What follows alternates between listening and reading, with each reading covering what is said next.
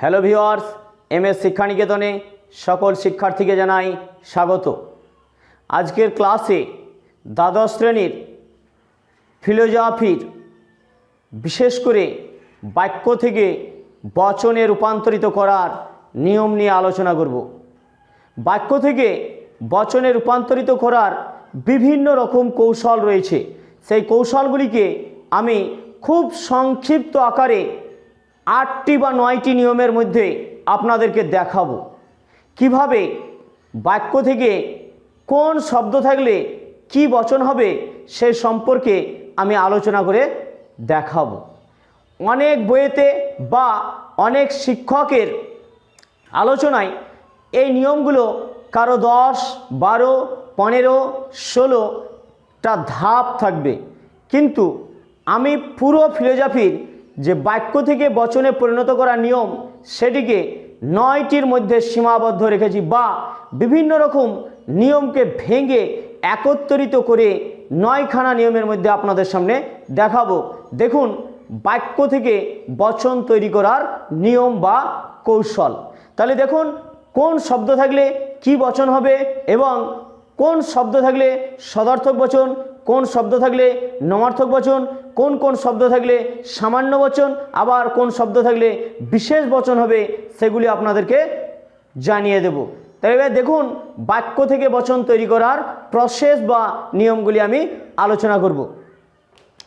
তাহলে বাক্য থেকে বচন তৈরির নিয়ম, তাহলে প্রশ্নটা এমনই হবে বা হেডলাইনটা এমনই হবে, বাক্য থেকে বচন তৈরির নিয়ম।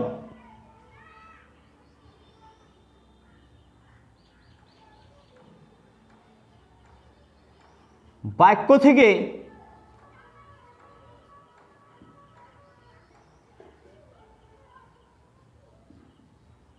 বচন তৈরির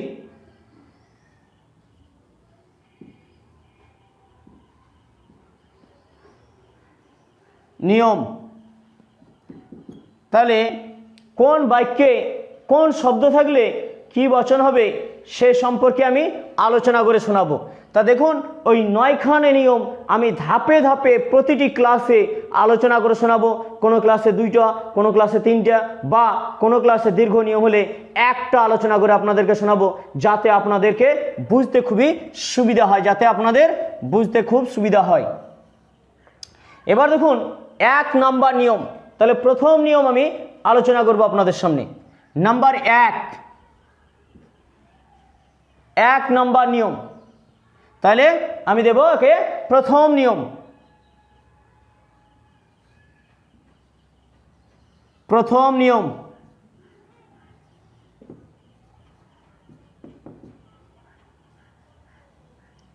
প্রথম নিয়ম দেখুন কোন কোন শব্দ থাকলে কি বচন হবে, কোন শব্দ থাকলে সদার্থক এবং কোন শব্দ থাকলে নমার্থক হবে, সেটা নিয়ে আলোচনা করব। দেখুন সকল,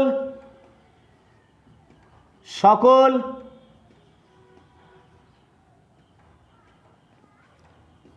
সব, সমস্ত, সকল, সব, সমস্ত, সমস্ত,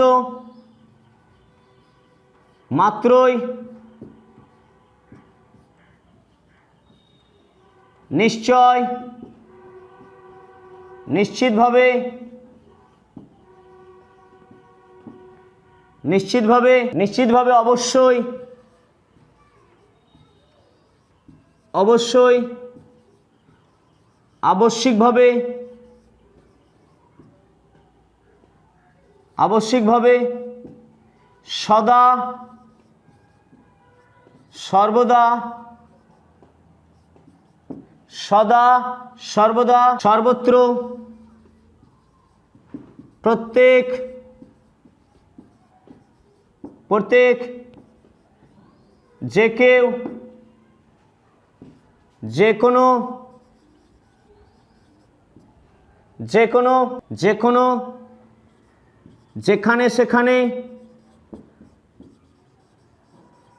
যেখানে সেখানে, যদি তবে, যদি হাইফেন তবে, একান্তভাবে, একান্তভাবে, সর্বতোভাবে, সর্বতোভাবে, অনিবার্যভাবে, অনিবার্যভাবে প্রভৃতি শব্দ যদি,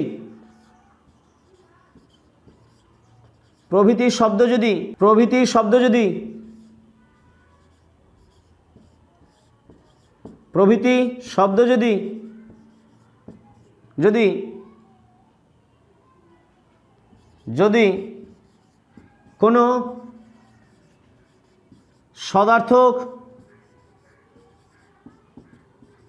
সদার্থক বাক্যের মধ্যে থাকে, বাক্যের মধ্যে থাকে, তাহলে বাক্যটিকে সামান্য সদার্থক অর্থাৎ এ বচনে, এ বচনে, এ বচনে পরিণত করতে হবে, পরিণত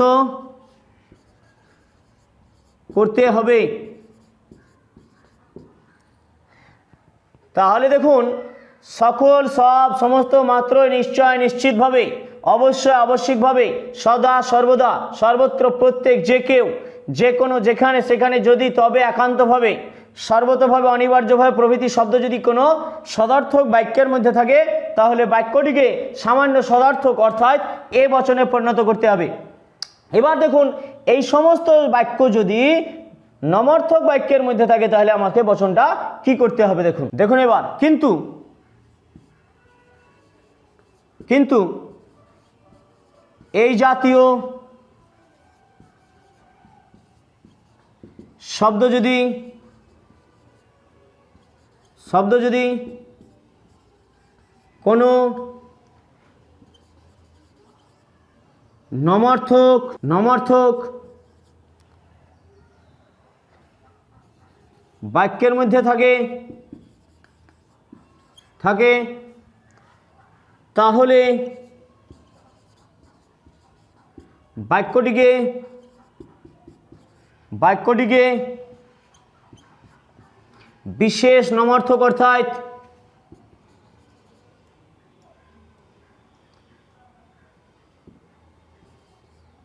বিশেষ নমর্থক অর্থাৎ অর্থাৎ ও বচনে পরিণত করতে হবে, ও বচনে পরিণত করতে হবে, পরিণত করতে হবে। তাহলে দেখুন, প্রথম নিয়মে আছে বেশ কিছু শব্দ রয়েছে, এই সমস্ত শব্দ যদি কোনো সদার্থক বাক্যের মধ্যে থাকে, তাহলে বাক্যটি সামান্য সদার্থক অর্থাৎ এ বচন, এবং এই সমস্ত শব্দ যদি কোনো নমার্থক বাক্যের মধ্যে থেকে থাকে, তাহলে বাক্যটিকে বিশেষ নমার্থক অর্থাৎ ও বচনে পরিণত করতে হবে। এবার দেখুন, আমি এক্সাম্পল দিয়ে বোঝাবো আপনাদেরকে এই সমস্ত শব্দগুলো থাকলে বচন কিভাবে তৈরি করবেন।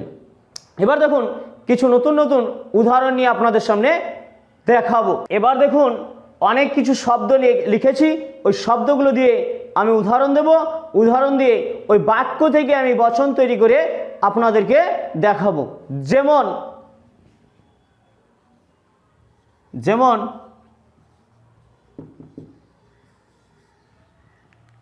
এক নম্বর নিয়ম দেখুন, এবার নিয়মে যে সদার্থক বাক্য উদাহরণ হবে সব পাখি উড়ন্ত, সব পাখি, সব পাখি উড়ন্ত। তাহলে এটা কি? এটা একটি বাক্য। বাক্যটা সদার্থক না নমার্থক? তা দেখুন, না বাচক শব্দ যদি না থেকে থাকে, তাহলে বাক্যটি অবশ্যই সদার্থক। তাহলে বাক্যটি সদার্থক। তাহলে এই বাক্যটাকে কি করব? আমি প্রথমে একটা বচন তৈরি করব। তাহলে বচন তৈরি করলে কি করতে হবে? আমাকে লজিক্যাল ফর্ম লিখতে হবে, এল ফুল স্টপ এফ। দেখুন, আমাকে প্রথমে এটাকে বাক্য তৈরি করতে, বাক্য থেকে বচন তৈরি করতে গেলে প্রথমে লজিক্যাল ফর্ম দিতে হবে, লজিক্যাল ফর্ম। তাহলে কি বলেছিলাম? সকল, সব, সমস্ত প্রভৃতি শব্দ যদি থাকে, আর বাক্যটা যদি সদার্থক হয় তাহলে এবচন। তাহলে আমরা দেখুন সব শব্দটাই পেয়েছি, সব শব্দটা আছে, তাহলে কি হবে? সকল পাখি হয় উড়ন্ত। সকল পাখি হয়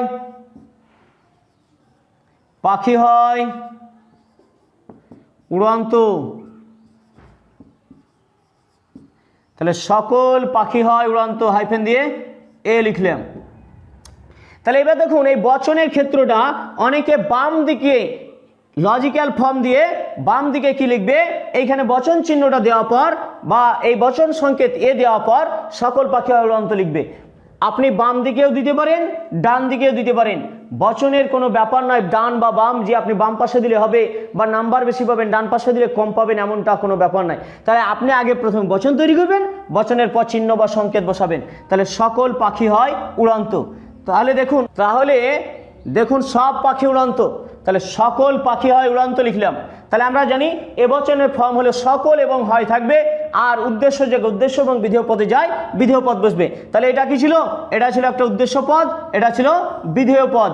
তাহলে দেখুন সকল লিখলাম আর হয় লিখলাম। আমরা আগেই বচনের যে ফাংশনাল ফর্ম সেটা আগেই বলে দিয়েছিলাম যে সকলের পর হয় অবশ্যই থাকবে, আর দেখুন একটা উদ্দেশ্য যায় পাখি বসেছে, বিধেয় জায়গায় উড়ন্ত বসেছে, তাহলে সকল পাখি হয় উড়ন্ত। তাহলে এটা কি বচন হলো? এ বচন হলো। 2 নাম্বার এক্সাম্পল দেখুন, 2 নাম্বার এক্সাম্পল দেখুন। এক গেল, এবার 2 দেখুন। 2 দেখুন, সমস্ত মাছ জলচর। সমস্ত মাছ জলচর। তাহলে আমি লজিক্যাল ফর্ম তৈরি করব, এল ফুল স্টপ এফ দিলাম। তাহলে কি হবে? সমস্ত শব্দটা পেয়েছি আমি এইখানে। আর বাক্যটা সদার্থক না নমার্থক? বাক্যটা দেখুন সদার্থক। তাহলে সমস্ত মাছ জলচর। তাহলে আমরা এ বচনের ফর্ম জানি, তাহলে সকল মাছ হয়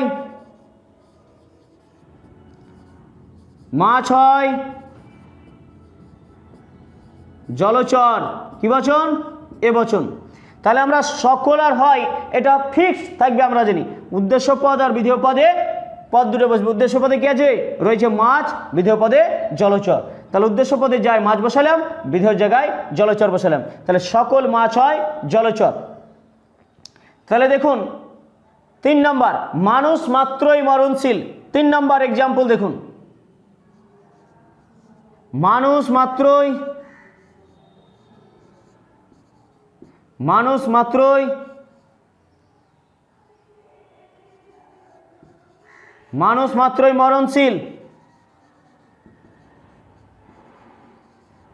মরণশীল। তাহলে দেখুন, তাহলে মানুষ মাত্রই মরণশীল, তাহলে মানুষ মাত্রই আছে, তাহলে আমরা কি পেলাম? এই মাত্রই শব্দটা পেয়েছি।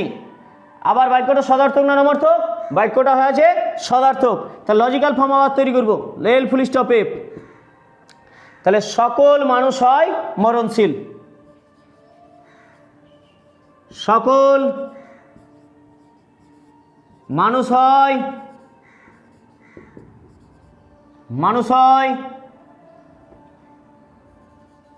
মরণশীল।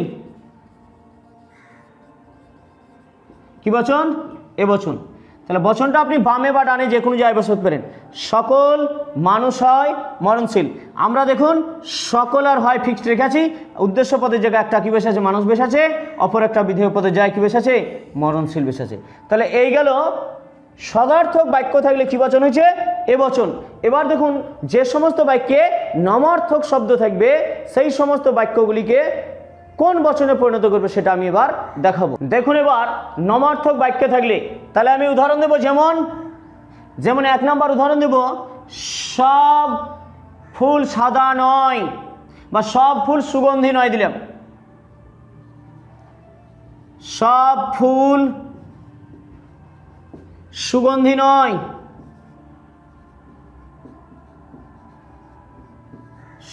নয়। তাহলে দেখুন সব আছে আর নয় আছে, কি বলেছিলাম? সকল, সব, সমস্ত, মাত্রই, নিশ্চয়, নিশ্চিত, অবশ্যই, আবশ্যিকভাবে, যে কোনো, যে কেউ প্রভৃতি শব্দ যদি কোনো নমার্থক বাক্যের মধ্যে থাকে তাহলে বাক্যটিকে বিশেষ নমার্থক অর্থাৎ ও বচনে পরিণত করতে হবে। তাহলে বাক্যটা কি করব? নমার্থক আছে, ও বচন করব। তার লজিক্যাল ফর্ম দেখুন। লজিক্যাল ফর্ম কি করব? তাহলে কোনো কোনো আমরা জানি ও বচনের ফর্ম, কোনো কোনো নয়। তাহলে কোনো কোনো মানুষ, এই কোনো কোনো ফুল নয়, কোনো কোনো ফুল নয় সুগন্ধি, কি বচন? ও বচন। তাহলে দেখুন ও বচনের ফর্ম কোনো কোনো আর নয় আমরা জানি, তাহলে ফুল বসলো আর এখানে সুগন্ধি বসলো, আর বচনটা হলো ও। তাহলে লজিক্যাল ফর্ম কি হলো? কোনো কোনো ফুল নয় সুগন্ধি। 2 নাম্বার এক্সাম্পল দেখুন। 2 নাম্বার, সব মানুষ পণ্ডিত নয় বা সমস্ত মানুষ পণ্ডিত নয় দিলাম। সমস্ত মানুষ পণ্ডিত নয়, পণ্ডিত নয়। তাহলে বাক্যটা কি? নমার্থক বাক্য, কিন্তু কি আছে বাক্যটিকে? সব, সমস্ত শব্দটি রয়েছে। তাহলে সকল, সব, সমস্ত প্রভৃতি শব্দ যদি কোন বাক্যে? নমার্থক বাক্যে থাকে তাহলে বাক্যটিকে বিশেষ নমার্থক অর্থাৎ কি বচন তৈরি করব?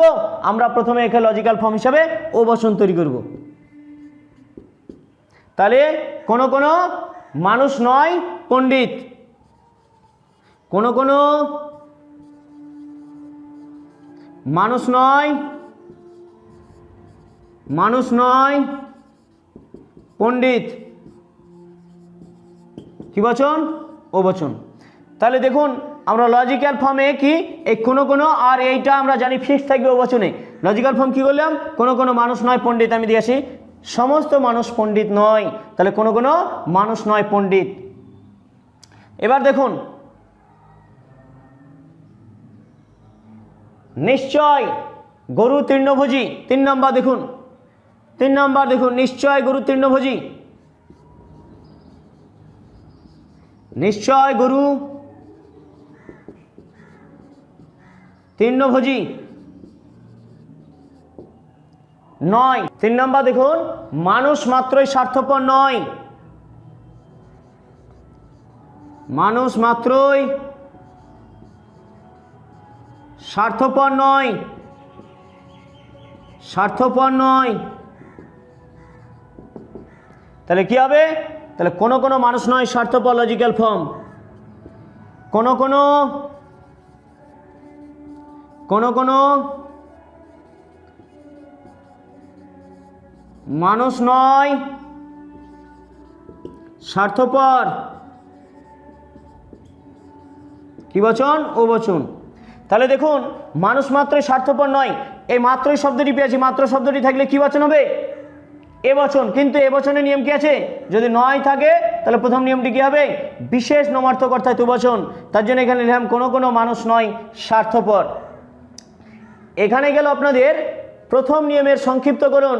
পরবর্তী ক্লাসে আমি দ্বিতীয় নিয়ম নিয়ে বিস্তারিত আলোচনা করব, বা দ্বিতীয়, তৃতীয়, চতুর্থ, এবং পরবর্তী ক্লাসগুলোতে এইগুলো কিভাবে প্র্যাকটিস করবেন, প্র্যাকটিস সেট নিয়ে আমি আলোচনা করব, যেগুলি বিগত পরীক্ষায় এসেছে এবং আপনাদের 22-এর পরীক্ষা আসতে পারে, সম্ভাবনা আছে, সেগুলি নিয়ে আলোচনা করব। আপনাদের যদি বুঝতে কোনো অসুবিধা হয় তাহলে আপনারা কমেন্ট বক্সে অবশ্যই কমেন্ট করে জানাবেন, এবং আপনারা আমার নতুন নতুন ভিডিও পেতে অবশ্যই চ্যানেলটি সাবস্ক্রাইব করবেন।